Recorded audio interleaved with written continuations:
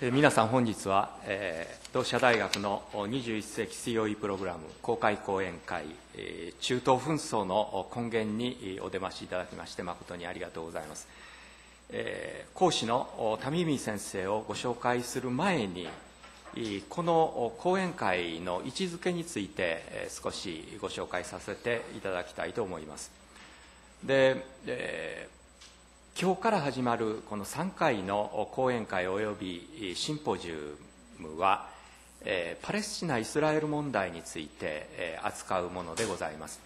で、入り口のところにこういう2枚のビラを用意させていただきましたけれども、今日のこの公開講演会に引き続きまして、来週6月24日の土曜日、朝少し早いんですけれども、9時半から12時まで、場所はここではなくてですね、新しく烏丸通りにできました完売館ですね、そこのハービーホール、少し大きめのホールがございますけれども、そこで公開シンポジウムを行います。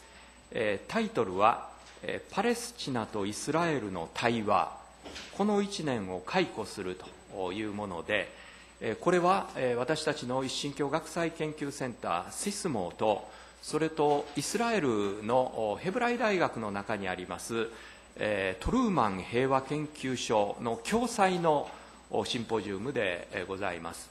そしてイスラエルヘブライ大学から2名の先生と、それといわゆるパレスチナ居住地域ウエストバンクの大学から1名および研究所の方がお一人ですから、パレスチナの方とイスラエルの方とお二人ずつ合計4名の方にご出席いただいて、日本人コメンテーター2人を含めてのシンポジウムが予定されております。ぜひこちらにもお出かけいただければというふうに思います。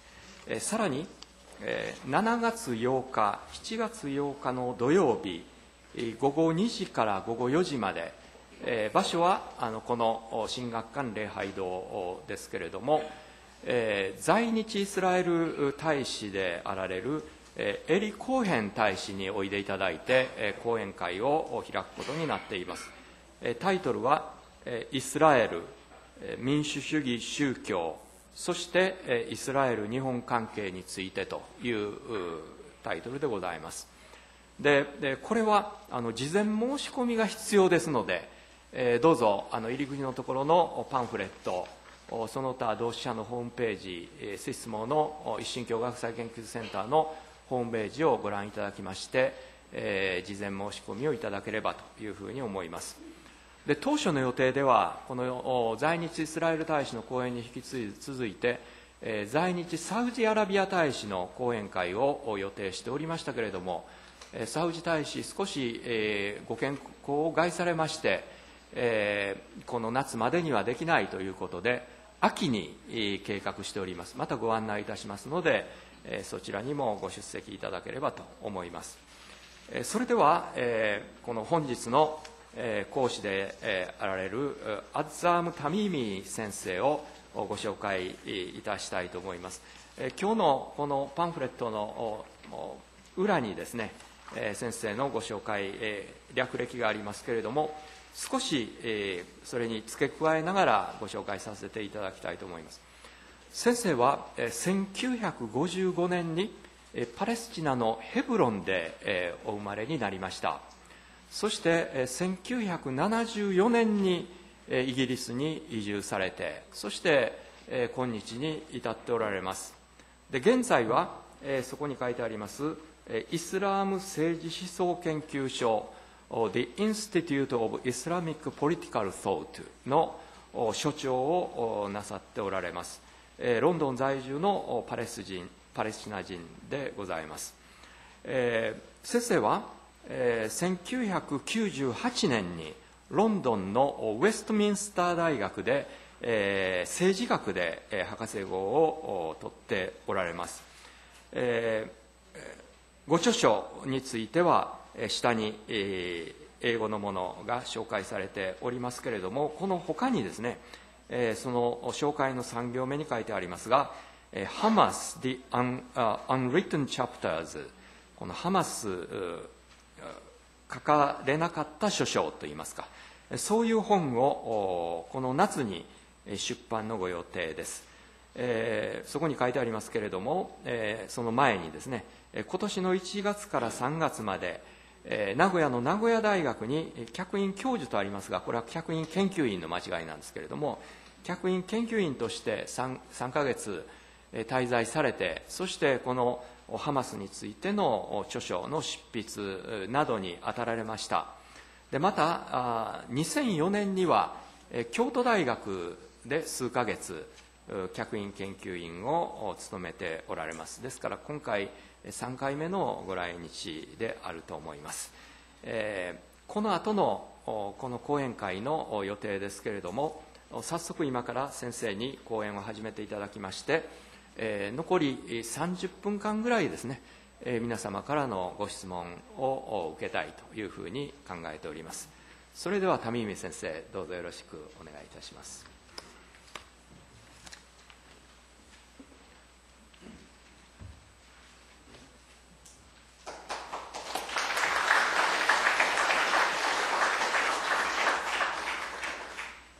Thank you very much. I'm grateful for the opportunity, and thank you very much for inviting me to speak about this very timely and crucial issue.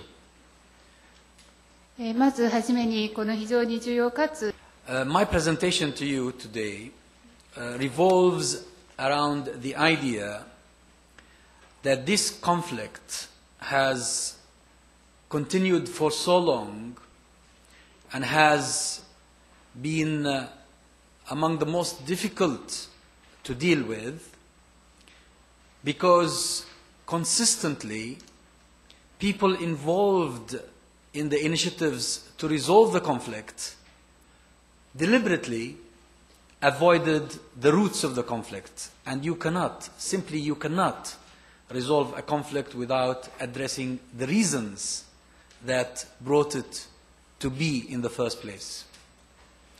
I will not go in deep details as to the items you see now on the screen, going all the way back to the 19th century, but the idea here is just to draw your attention to the real background to the conflict on Palestine.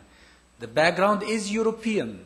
Developments in Europe in the 19th century, later on in the early 20th century, had a direct relationship with why Israel was created in the first place. So the idea here is that what we see today in the Middle East of a conflict between the Arabs and the Israelis is not the product of a localized problem, but the product of an imported problem. The first aspect of this imported problem is European anti-Semitism, European traditional discrimination and hatred of the Jews. Was this anti-Semitism, as seen in the Russian pogroms, as seen in the Dreyfus affair in France, as seen later on in the rise of fascism, Nazism in Europe that led to the Holocaust, is what prompted a group of Jewish intellectuals, who by the way were not religious at all, they were secular, to think of an alternative to the ongoing attempt to integrate into European society. Integration was not working, and the alternative was gradually seen as represented in nationhood. Why don't we have a nation of our own, a country of our own, and in this way we solve the problem. This is what political Zionism has been about. But political Zionism could not have had a chance had it not been for the major changes in the beginning of the 20th century, culminating with the First World War, which led to the collapse of the Ottoman Empire and led to so many changes in the map of the world, specifically the map of the region that we are talking about today, the map of the Middle East. で今申し上げたのが政治 What is important to note at this point is that until around the first quarter of the 20th century, the majority of the Jews around the world were opposed to political Zionism, were opposed to the idea that the Jews must have a country of their own, especially a country in Palestine, because the majority of the Jews still believed in the doctrinal promise that the Messiah will come first, will have to come first, and then when the Messiah comes toward the end of time, the Jews could go back to the promised land in Palestine. It was the Holocaust which effected a major shift in the way the Jews of Europe thought about their future. The Holocaust proved to them that Europe was no longer safe, and that probably what the Zionists had been talking about was right.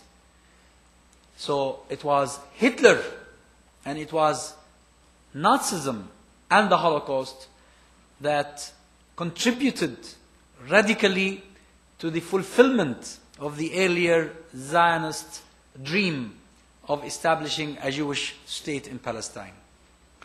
Another historical fact to mention here is that until the Zionist project started unfolding in the Middle East, Muslim-Jewish relations were very good. There was no problem between the Jews and the Muslims, especially in the Muslim lands. And whenever the Jews over the past 14 centuries were persecuted in Europe, it was in the Muslim lands, especially in Morocco, in Turkey, in Egypt, in other places, where they sought safe havens away from persecution. So again, confirming that what we are talking about is not a problem between the Muslims and the Jews. It's not a crisis between Islam and Judaism. It's a purely political conflict whose roots, as I mentioned earlier, are to be found in Europe itself. そして Now, to cut the story short, the creation of the State of Israel in Palestine in 1948 resulted in the displacement of hundreds of thousands of Palestinians, nearly 1 million Palestinians, who are today referred to as the refugees, but who today number about 6 million. They were about 1 million. Today they are 6 million. In Lebanon, in Syria, in Jordan, inside the West Bank itself, and inside Gaza. Actually, the majority of the population of Gaza are refugees who were removed from their own villages and towns by force in order to allow a space for the Jewish immigrants who were coming from Europe. Now, the way in which Israel was created and in the way by which European Jews and later on Jews from other places, from the Arab countries, from South Africa, from North America, came and replaced the Palestinians or took their homes, is not unique in the modern history of colonialism. It happened so many times before. This is how the white man of Europe colonized America, colonized various parts of Africa at one time. This is how Australia came to exist, or New Zealand. However, the difference in this case, and that's why the conflict seems unresolvable, cannot be resolved, is that as you see from the map, Palestine is not some distant land far away from everybody, and that can easily be depopulated and then populated again. It is right in the center of what we refer to as the Arab homeland or the Muslim world. It is a strip of land that, together with Syria, acts like a bridge between three continents. And that's a conventional colonial settlement project. Now, the biggest problem facing Israel and its supporters today is that the Palestinians, rather than disappearing from the map, continue to grow in number and to continue to make their presence known to the world. And this is what we saw, because I don't have time to go through all the details, we're just jumping a little bit in order to come to the present time. This is what we saw with the eruption of what has become known as the First Intifada in December 1987, when the Palestinians under occupation simply exploded in the face of their oppressors. And that event was what triggered the series of peace initiatives that we saw afterwards, from the Madrid conference to the Washington talks to the Oslo agreement and the various ramifications of that agreement between the PLO and Israel, up to the time when the second Intifada erupted in September 2000. Now, in any conflict, anywhere in the world, anywhere in the history of humanity, the parties involved in the conflict will only make concessions if they have to. Nobody makes concessions out of generosity, out of good manners. And this is what we saw after the eruption of the first Intifada. The Israelis wanted to solve the predicament they found themselves in because of the Intifada, and sought to do so by bringing into partnership a Palestinian party that seemed to be losing as a result of the Intifada, and that is the PLO. The PLO, the Palestine Liberation Organization, which led Palestinian struggle for many years, was actually losing its mandate by the time the first Intifada erupted, and it was given the opportunity to restore itself in exchange for entering into a peace deal with the Israelis so as to contain the situation. Now, I hope that when my book is out, you will read the details of all of this in it. I talk in detail how the PLO changed from a liberation movement into an elite that was seeking influence at the expense of what the majority of the Palestinians were still aspiring to achieve.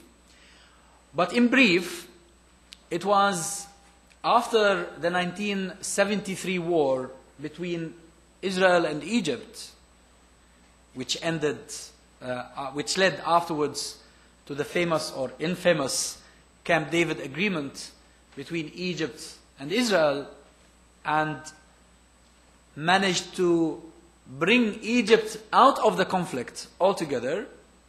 It was after that, nearly in the last days of 1973 or early 1974, that the PLO leadership started moving strategically away from the liberation of Palestine into the creation of a Palestinian state on any part of Palestine they can get or can be offered.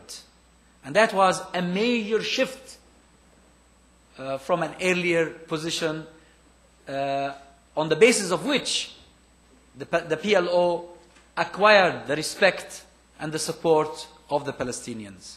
What alarmed the leadership of the PLO when the Intifada started in December 1987 was not just the fact that this was a completely independent action on the part of the Palestinians under occupation, but that the leadership that the Palestinians were producing locally was one that did not see eye to eye with the PLO leadership.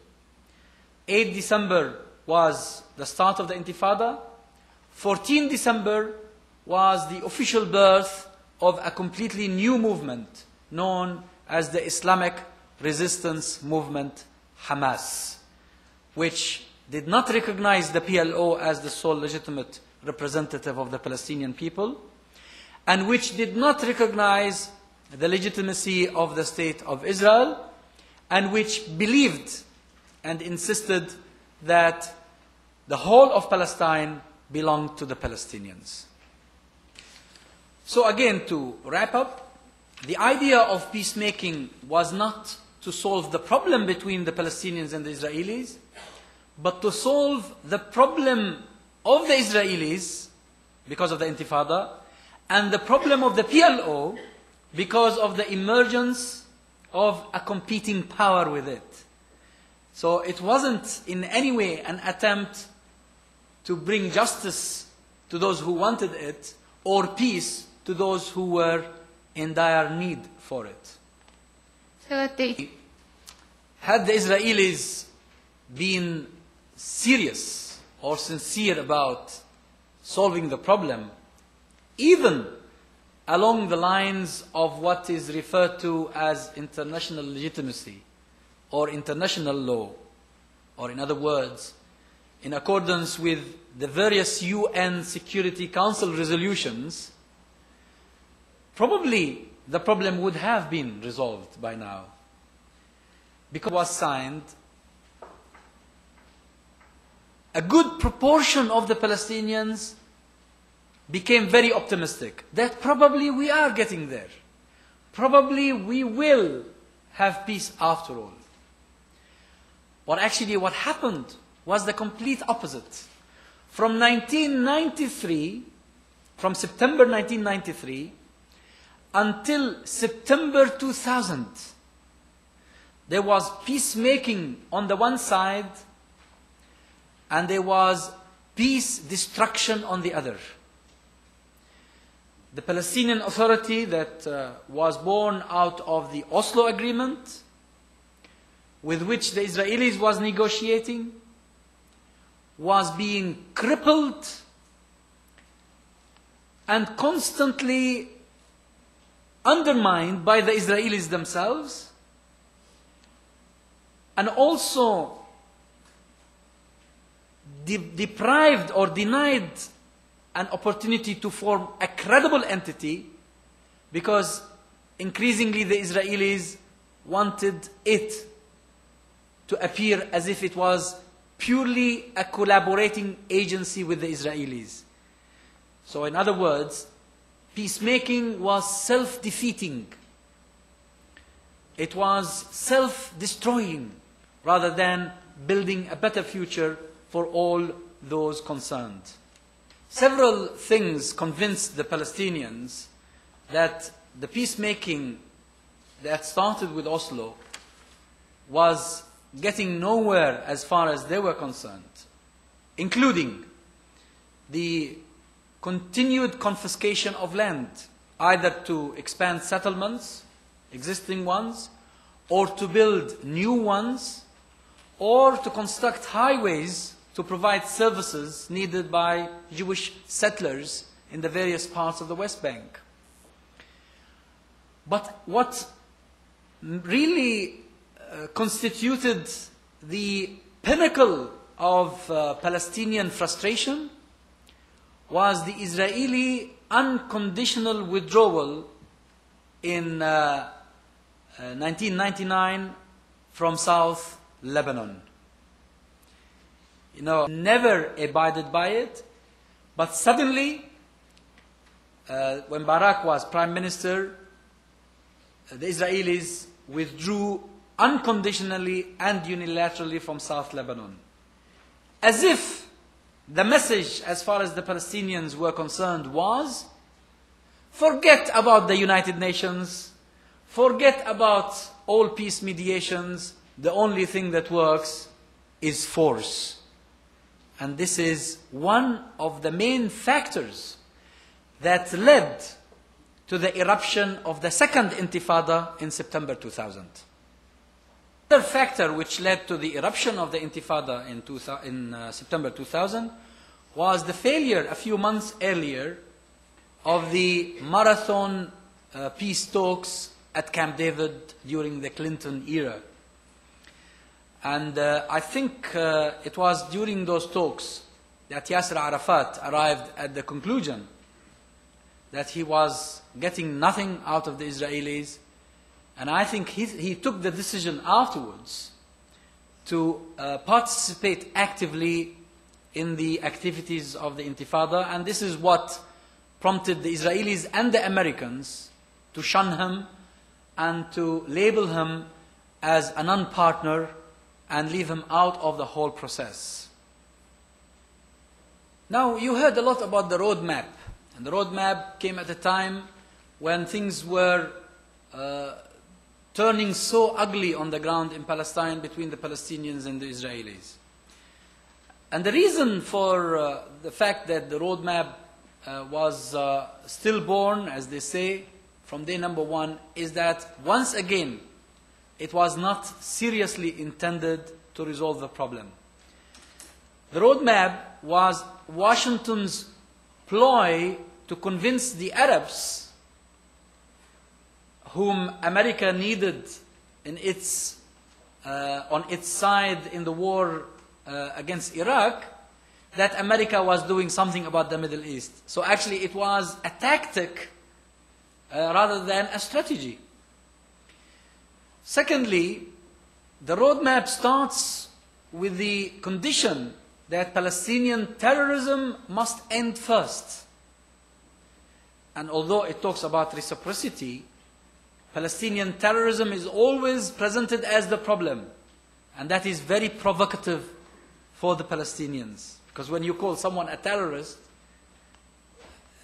you provoke them into not talking to you, because you're already labeling them. But thirdly, the Israelis and the Americans had completely excluded Yasser Arafat and were waiting for someone to replace him, a thing which created a crisis within the Fatah movement and divided it. However, the main reason why the roadmap got nowhere was that the Israelis were not in the mood for it. They were not interested. Although they said they accepted the roadmap, they had a list of reservations which then they integrated into the original roadmap as offered by the quartet and produced a completely different thing. The Israelis had already embarked under the premiership of Ariel Sharon on unilateralism, that they were going to act independently without agreement with the Palestinians, without coordinating with any Palestinian partner. And this is what we saw happen, leading to the evacuation or unilateral withdrawal from the Gaza Strip in August 2005, which ironically was celebrated by Hamas as a victory because they saw it as a product of their own resistance, since nothing convinced the Israelis earlier to withdraw. The only thing from Hamas' point of view that was convincing was the force, the use of force, and that to them was a repeat of the South Lebanon scenario. Founding fathers of political Zionism were actually dreaming of a Jewish state in the area between the Nile in Egypt and the Euphrates in Iraq. But with the separation wall that the Israelis started building, and then the unilateral withdrawal from Gaza, and even Ehud Olmert's plan that continues in the same direction with regard to the West Bank, only prove that the Israeli or the Zionist dream in its original version is no longer in existence. It's gone, it's finished. That the Israelis have been forced, because of Palestinian resistance, to shrink their entity, and that probably with more steadfastness, with more resistance, the Palestinians can achieve more of the like. Any peace initiative to really work, as I mentioned earlier, the real roots of this conflict need to be put on the table and discussed. And from the Palestinian perspective, it would seem impossible to achieve a long-term settlement unless the facts of this conflict as they happened in history or as they stand today in reality are recognized. First, that the Palestinians have been the victims and not the oppressors. That it is the Israelis who have been oppressing the Palestinians and not the other way around, because it's the Israelis who are occupying the Palestinians. That the PLO no longer speaks for the Palestinians, and that has recently been proven by the election of Hamas. That the refugees are not willing to give up on their right to return and they want to go home somehow. That Jerusalem is a very contentious issue, a very difficult issue, because this is not something that the Palestinians can negotiate on their own, because there is an Islamic symbolism to it. And Muslims around the world feel that Jerusalem means as much to them as it means to the Palestinians. Then the question of recognizing the right of Israel to exist is an impossible issue for most of Palestinians. Simply because if a Palestinian recognizes the right of Israel to exist, then that Palestinian accepts that what happened to him or to his or her parents in 1948 was legitimate. If you take me, for instance, my mother, who was born and grew up in Beersheba and was driven out of her home, if I say Israel has a right to Beersheba, then that means my mother was never a victim. This is like for the Jews now, people who deny the Holocaust. For a Jew, denying the Holocaust is the biggest crime in the world. And rightly so, because the Holocaust is one of the biggest crimes in the history against humanity, and not just against the Jews.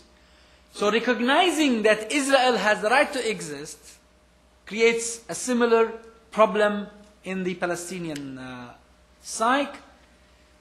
All in all, it would seem that an exclusively Jewish state in Palestine is an impossibility on the long term. And therefore, we need to look for an alternative model in order for Jews, Christians, and Muslims to live peacefully together.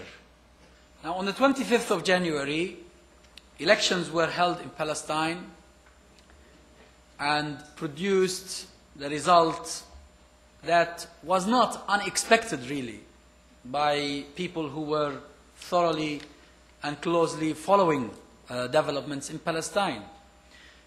We knew that the PLO had been losing credibility. The Fatah movement had enormous difficulties within it because of corruption, because of divisions, etc. And that Hamas' popularity was only rising. And that win by Hamas constituted an opportunity.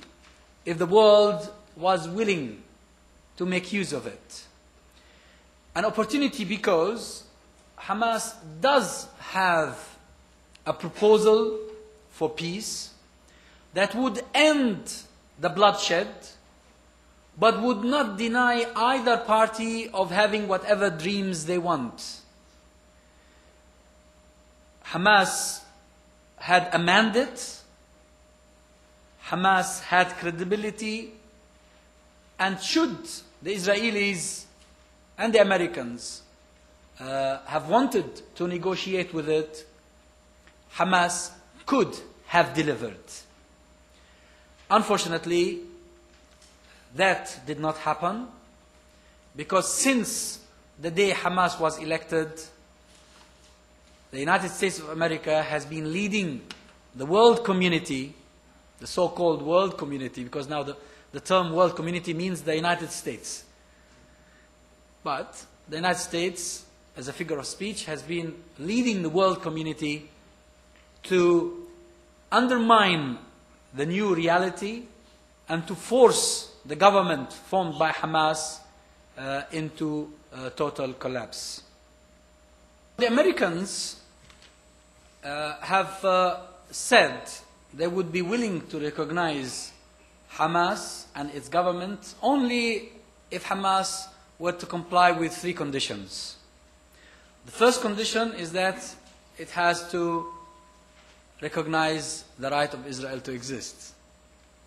The second condition is that it has to disband its military wing and stop all acts of so-called terrorism and even condemn such acts. The third condition is that it has to honor and accept all the agreements signed previously between the Palestinian Authority, or the PLO, and the Israeli state, or the Israeli governments. Here is that these three same conditions were asked of the PLO before, and the PLO agreed. In 1988, Yasser Arafat had to make a statement, explicit, in the most clear of terms, that he recognized the state of Israel's right to exist, that he denounced violence, etc. But what did that do? It only harmed the PLO and its leadership and gave prominence to Hamas. So suppose in theory Hamas leadership today accepts the American conditions, what will happen? Hamas will lose and the Palestinians will bring to the fore another representative, another group that is loyal to their cause and their struggle. And it just shows you the utter ignorance or utter disregard on the part of the Americans of what goes within Palestinian society. Now, what is it that Hamas is willing to accept?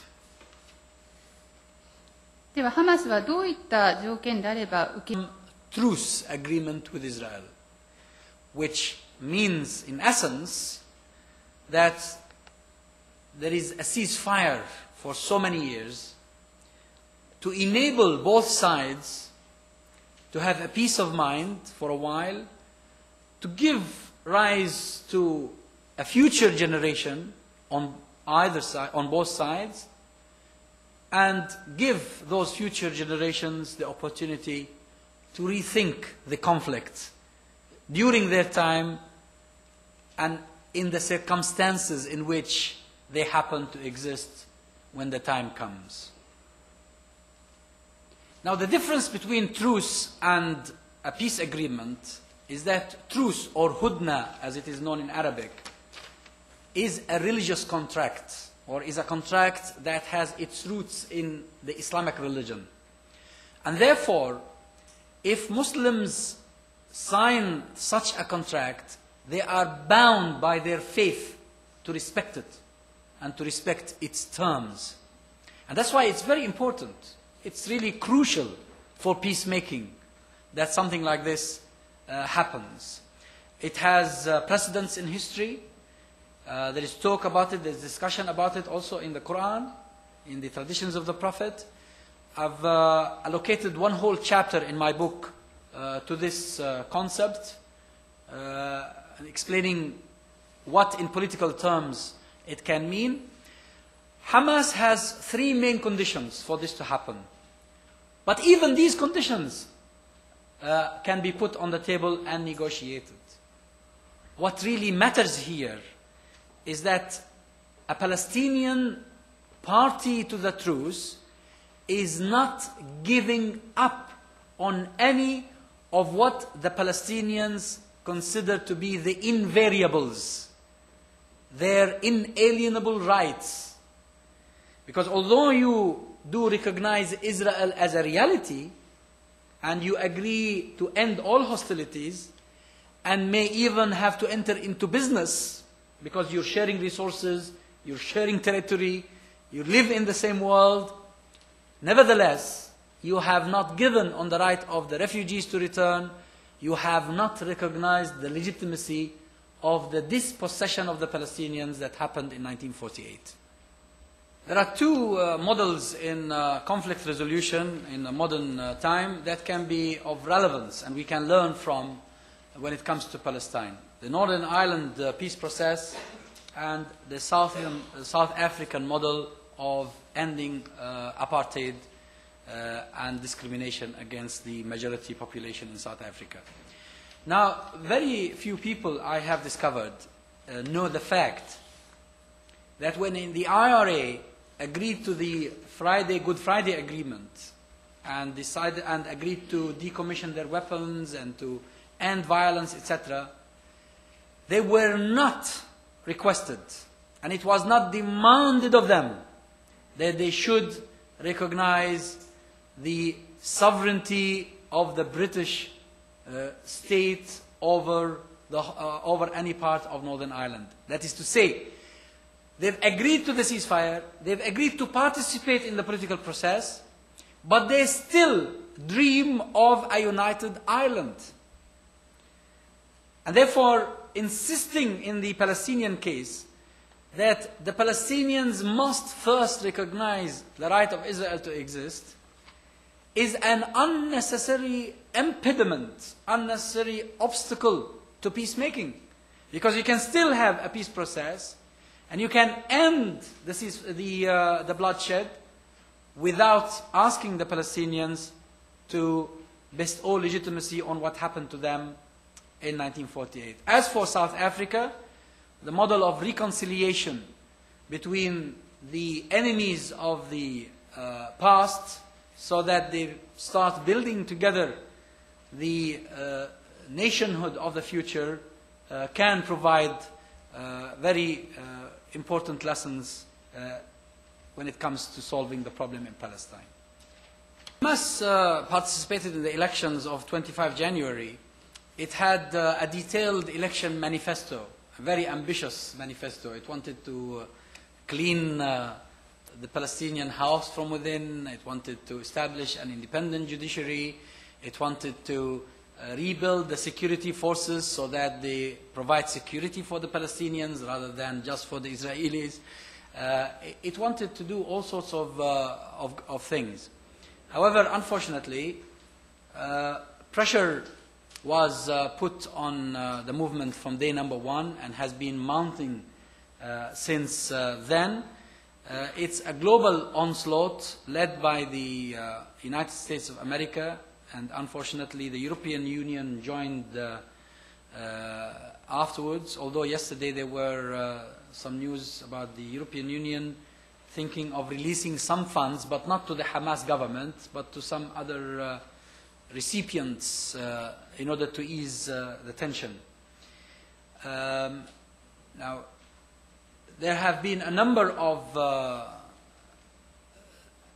strategies adopted in order to undermine Hamas, but I think so far the movement has successfully withstood the pressure and may succeed in coming out of this current crisis in a better shape than when it went in. 1月25日の I'd like to say something about the referendum because that's a very hot issue at the moment. And then hopefully if there is something that I skipped or you'd like me to elaborate on during the question and answer session, I hope to deal with it. Now, the media usually talks about what goes on inside Palestine as an internal conflict or dispute over powers. Actually, far from it. It's nothing like this. It's all part of the concerted effort to undermine the government that is led by Hamas. And the referendum is part of it. When Mahmoud Abbas felt that much of what was done could not either persuade Hamas to change or bring about a collapse of its government, he brought up the issue of the referendum. A referendum over an issue which was part of the election campaign. And it cannot happen in any democracy. When you've just had an election, and the election was in January, and the referendum is intended for in July, that you are going to ask the people to give their opinion once more on an issue that was a principal part of the campaigning on the basis of which Hamas won the election. And that is whether to recognize or not to recognize the state of Israel. And therefore the referendum, Hamas' rejection of the referendum is not because Hamas is worried what the Palestinian people might do, but because as a matter of principle, this is an unconstitutional and illegitimate move intended to undermine the legitimacy of a government elected on the basis of a very clear political manifesto only a few months earlier. Now, what is likely to happen? Hamas is definitely opposed to the referendum. It will never accept it. It will not participate if the referendum is held, and it will call for boycotting it. Now, if you take these into consideration, it's not difficult to conclude that this is going to be a futile exercise. That is, the referendum is a waste of time. I hope I have been able to make the best use of the time allocated to me. It's a hugely vast subject. We can talk about it for days. If there are issues that are still unclear or you'd like me to elaborate on, I'd be delighted to address them in the question and answer session. Thank you very much.